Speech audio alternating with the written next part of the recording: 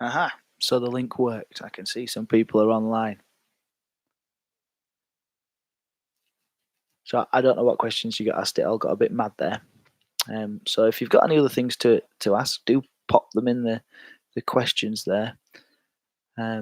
Otherwise, I'm going to crack on and start talking about things. Oh, so it's somebody. Right. Here we go.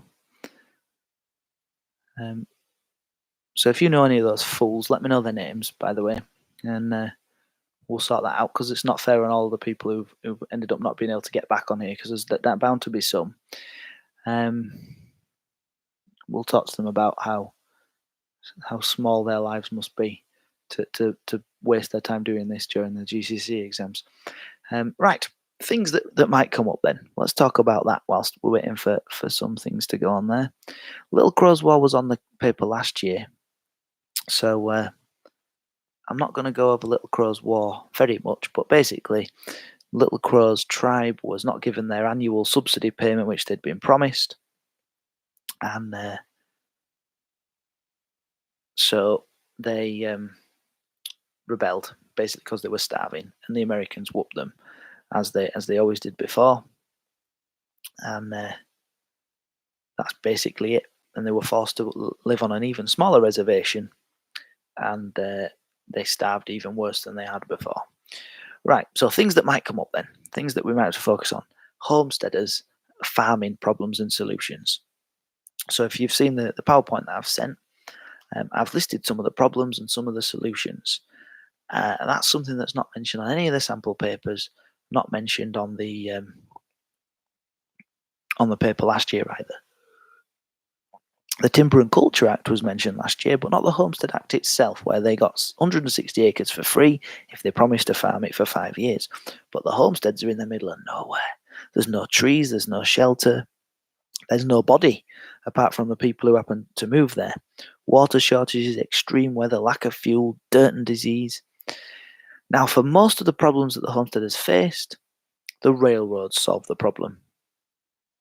Not all of them, though. And for some things, there weren't any solutions at all, like plagues of locusts. You couldn't do anything about that. They're always going to happen. They'd eat all your crops if they came. Extreme weather, not much you can do about that. But they did have things to get around. So, for example, one of the problems, it was so difficult to grow crops in the Great Plains. It was so difficult to grow crops on the Great Plains, but they found Turkey red, which was a type of crop which came with some Russian immigrants.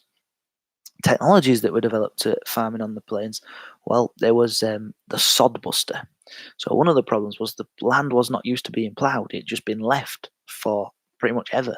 So the soil was really compact and solid, and the strong winds blew any topsoil away, and the heat with no shelter in the summer baked the land, so it was rock hard. The homesteaders would come with a plough, but they would often break, and then we're talking about steel ploughs here that you'd have a horse to pull along, the same horse that would probably pull your wagon along, and they broke really easily until John Deere, who is actually his name is the name of a tractor company still now, which you might recognise. He invented the sod buster, which was a really heavy duty plough which helped to dig up the soil. There was also the self-governing windmill. Now you'll have seen these in American films. If you have a windmill and it faces in that direction, it's no good if the wind's blowing in that direction. A self-governing windmill will turn into the direction of the wind. So no matter which way the wind is blowing, and it was always blowing on the Great Plains, no matter which way the wind was blowing, the windmill would always be useful. And the windmill was used to draw water from deep underground wells. He needed the power. These wells were so deep and so difficult to get to. He needed the power of the self-governing windmill to get the water out. And I have no idea what year it was invented. I can't remember everything off the top of my head, but you could probably find it somewhere. Would the importance of buffalo to the Americans come up? Well, it's a bit too obvious, perhaps, but the destruction of the Native American way of life would come up, and in that, a fact would be that, just bear with me a sec, In 1890, there were only 1,000 buffalo left. One of the ways the American government tried to control the Indians was to kill the buffaloes, which was part of their way of life. If you go back to 1840, 50 years before, there had been 35 million buffalo on the Great Plains, and it was successful because without any food, sources and equipment resources, buffalo provided everything to them. They were forced onto the reservations through desperation. Can you go over castles, please? Not really. I can't. They're massive. Oh, you mean talk about them? Go over castles, please. Well, castles were crucial. They were the Anglo-Saxons had no real experience of having to defeat castles. They'd been used a lot on the continent, over in France, in the many wars that William fought before he invaded England. So he was a very experienced general, very successful general. So this was one reason why they were so useful for helping William, with just a few thousand men, control a population of about 2 million Anglo-Saxons. Because whenever the Anglo-Saxons rebelled, the Normans in that area would retreat to the castle, and you only needed a few Normans to hold the castle to prevent any rebels from getting in. They were Mott and Bailey castles, so they were wooden. Okay, that means you can actually burn them down. It's not as easy as you think. If I gave you a tree trunk, and said set that on fire, it'd be quite difficult. You'd probably do it with petrol or some fuel, but if you just had a match, it wouldn't really set on fire. So it's not as easy as you think. But because they're made of wood, they're easy to transport the equipment. They're cheap relatively and easy to set up. And you dig a big hill, which is the Mott and the Bailey, or two big hills if you like. So they were really crucial for William taking over England, and that is proven by the fact that he built hundreds. So, how much do you need to know about the Johnson County War? I'm going to skim the Johnson County War because it was on the paper last year, but I did make a video of it yesterday, which you can find on my YouTube channel. Yes, the Mott and Bailey castles are the ones with them little rivers around and a moat. Right, moving on. Something else which is probably very important is law and order in the American West. So you've got to know about what the problems were with law and order, what they tried to do about the problems of law and order, and the various issues. And two individuals, Billy the Kid and Wyatt Earp. And somebody, I think, on the last stream asked me about Wyatt Earp. Well, mining towns were a big problem for law and order. Lots of young men wanting to get rich who had guns. There was claim jumping. There was racism toward Chinese because lots of companies paid for cheap immigrants to come in and do the job for them. There was gambling, alcoholism, prostitution. It was just a recipe for chaos. And when claims were found, when precious metals were found, silver, gold, whatever, people would descend upon an area, but law enforcement wouldn't descend upon an area. It would take a while for the law enforcement to be established, for society to be established. Also, there was this idea in the American West that you deal with your own problems, which was known as the Code of the West. You don't run to the law enforcement.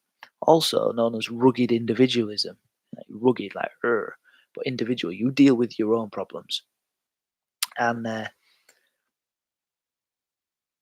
so that made law and order problems worse because they didn't necessarily go to law enforcement. That counts for the whole of the American West.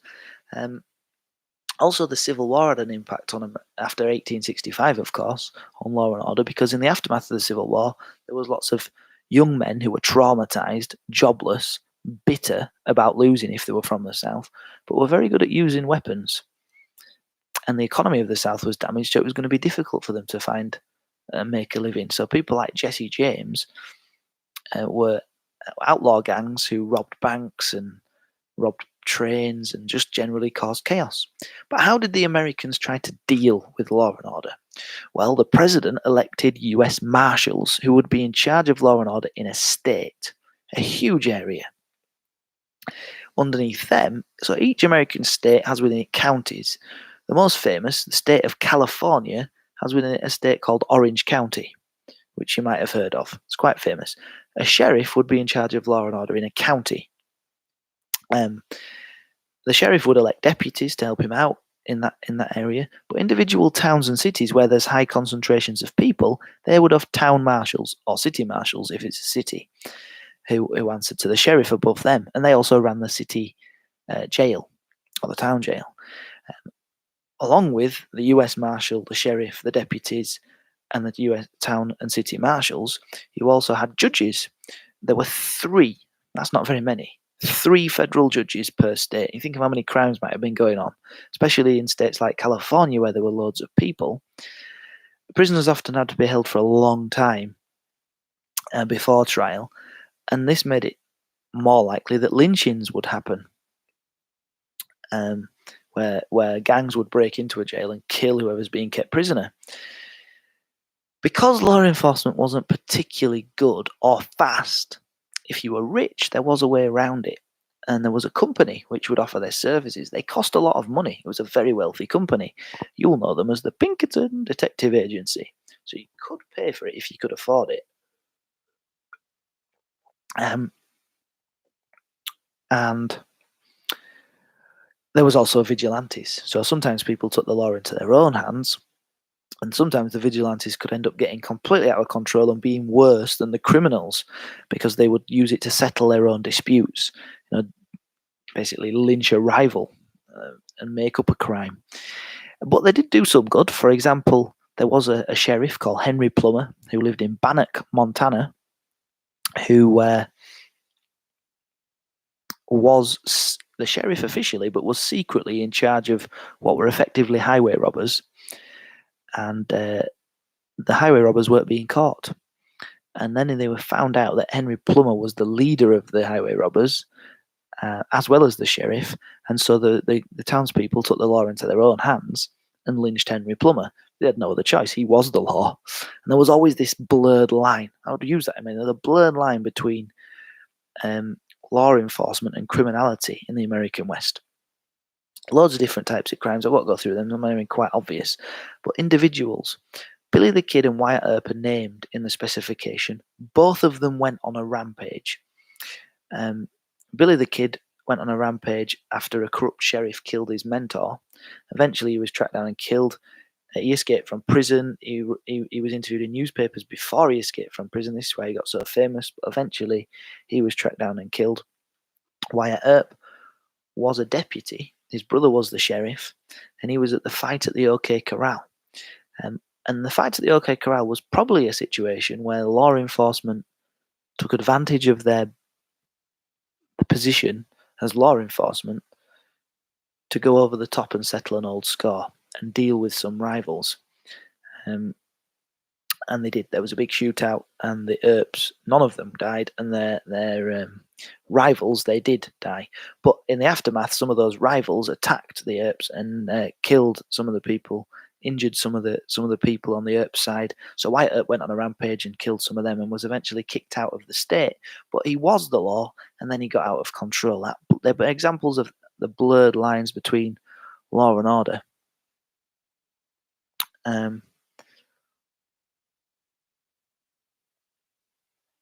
All right, where are we up to?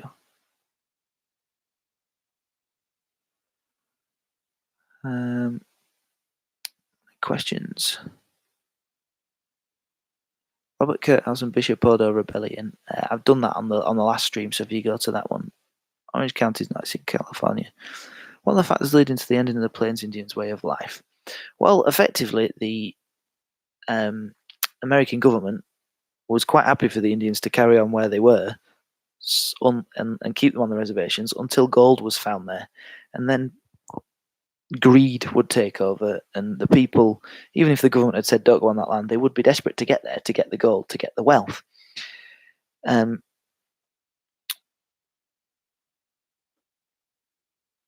So perhaps the last step which led to the ultimate destruction of Native American way of life was the Battle of Little Bighorn, where the Americans lost the Battle of Little Bighorn, and that completely turned the American government policy away from being away from being one of containment and keeping them on the reservations to total war, destroy them. And that's when they did the Dawes Act, where they broke up the tribal lands. That's where they took Native Americans' children away and sent them to boarding school to try to make them more American. And it just destroyed their society, destroyed their culture. They were forced onto the reservations or they would be shot, effectively. It destroyed the Native American way of life. And it was the Battle of Little Bighorn that they dared to win, which was the turning point. Right, where are we up to here? Do we need to put the Magna Carta for this paper? No, you don't. When could a territory become a state? A territory would apply to be a state. So, for example, the Mormons applied for the place around the Great Salt Lake to become a state, and they had to meet certain conditions. They wanted to call it something. I think it was Desiree or something. They had some weird name for it, and the U.S. government said no. Brigham Young isn't allowed to be the state governor. So we have to have our own, and you have to call it Utah. And there was other stipulations beside, but you had to apply to the government, and you had to have a certain amount of people living there to become a state. I don't know if you have to know much about Billy the Kid, but he is named on the specification. So, as I've already said, the gist of it was he was a gunslinger. He was a really, really good fighter. He had a mentor. He was in I can't remember what it was called, but you'll have to look up in your revision guides. It was in a particular place in the south, a town which was controlled by some cattle ranchers. Somebody might be able to write in here what they were called. It was like the firm or something like that. But some cattle ranchers controlled this town, and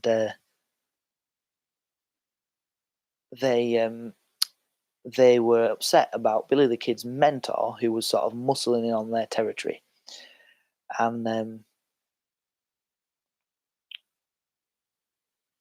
the sheriff was under the pay of this gang of cattle ranchers, and the sheriff went and shot Billy the Kid's mentor. So that was the law enforcement going beyond the law and becoming the baddies. Now Billy the Kid then got, and it wasn't just the sheriff on his own; it was a sheriff and a little gang. So Billy the Kid went on a rampage trying to hunt down all of these different people who were responsible for the death of, I think it was called John Tunstall, who was his mentor. Eventually, Billy the Kid himself was hunted down and killed. So there we go. Right. Even the Plain Indians knew about Mr. Westpower. Unbelievable. All right. Remember, what? All right. What caused the Battle of Little Bighorn? It was the Great Sioux War. So the Battle of Little Bighorn was part of the Great Sioux War.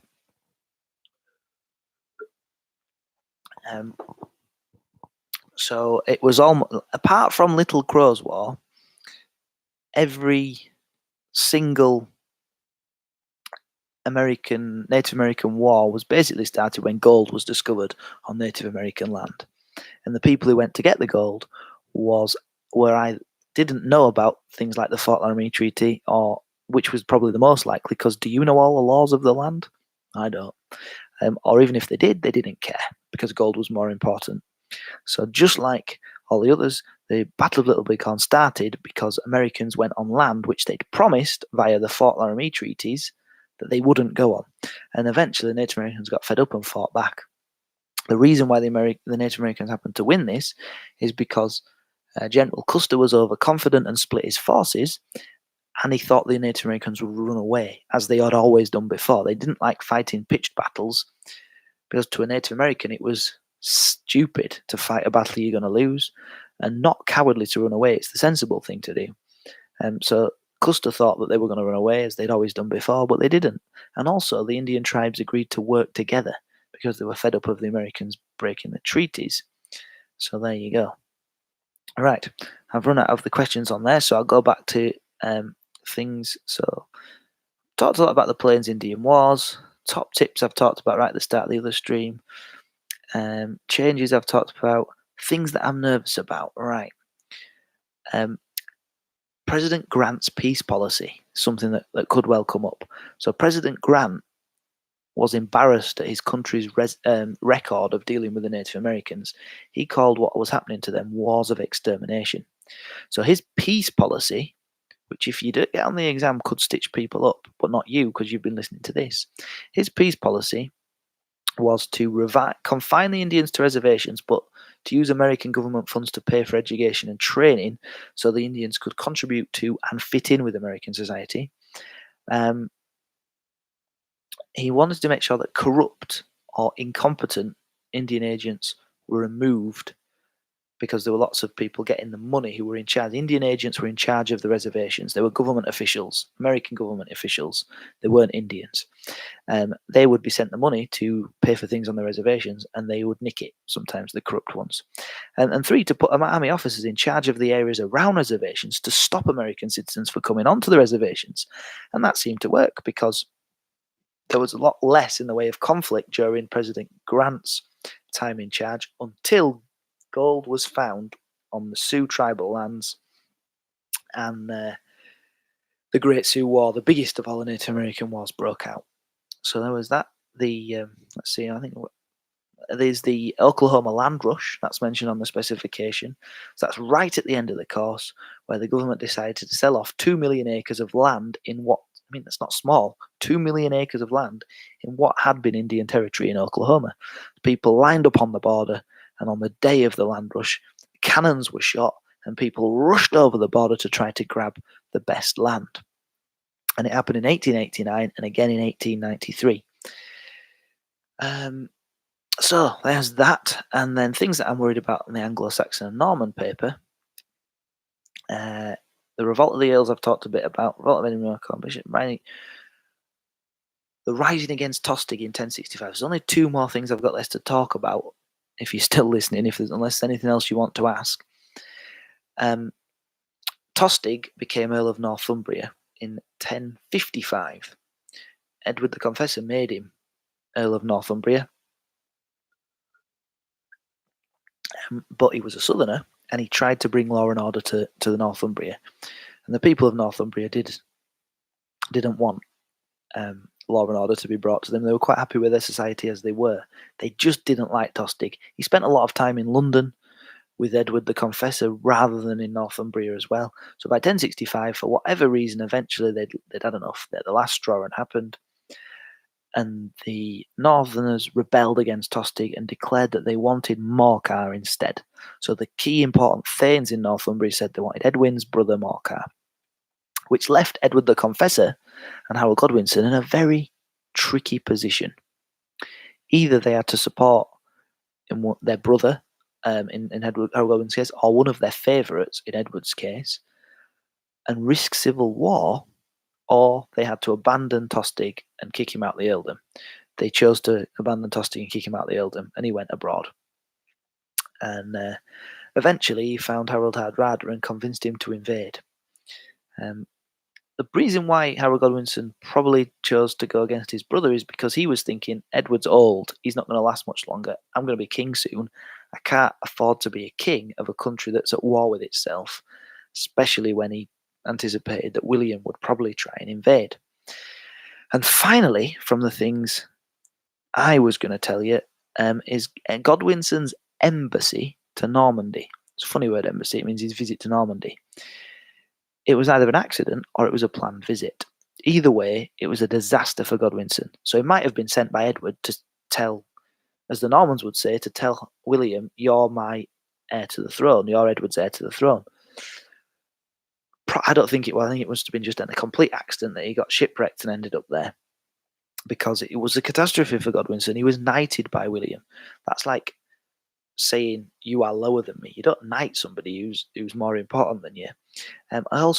Godwinson swore something, we don't know what, but he swore something on religious relics, which was very significant for the time, and it meant William could make out Harold Godwinson as a perjurer, swearing things on religious relics and breaking that promise when Godwinson claimed the throne for himself. So that's all the stuff from me.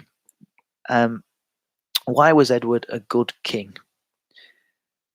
I'm not sure he necessarily was. I think probably by the fact that he managed to rule for so long, you could say he was a good king. He managed to balance the earls so that they never ganged up against him. He never faced invasion, so he managed to keep decent relationships with the Vikings and with the Normans and prevent invasion. Perhaps the biggest negative against Edward was not naming an heir. He probably did that because he knew that, for example, if he said, right, Harold Godwinson is the guy I want, William might have invaded during Edward's reign. If he'd said, William is the guy that I want to be the next heir to the throne, Harold Godwinson might have started a civil war before Edward died. If he'd have said, actually, guys, I don't want either of you, I want Edgar the Athelin, my nearest blood relative, he might have faced trouble from William and Harold. So perhaps he was reluctant to name an heir because it might have caused warfare against him when he was alive. But by not naming a clear heir, it caused carnage when he died. So there we go. Right, well, that's been an epic. So there we go. I'm finished up here unless there's any more questions. In which case, it'll be all from me until the paper 3 session, where I'll do some more predictions, and I hope I get to see you, or we get to see you tomorrow in period 3 before the exam, when we'll be going through some of these gambles and getting them into your short-term memory before you walk into the exam. William, that's a pleasure. Thank you for listening. I'm sorry about those fools. William was regarded as a good leader. He managed to keep the country, take the country, and keep the country, despite all of the massive problems he faced. But there we go. Right, I'm off. See you later.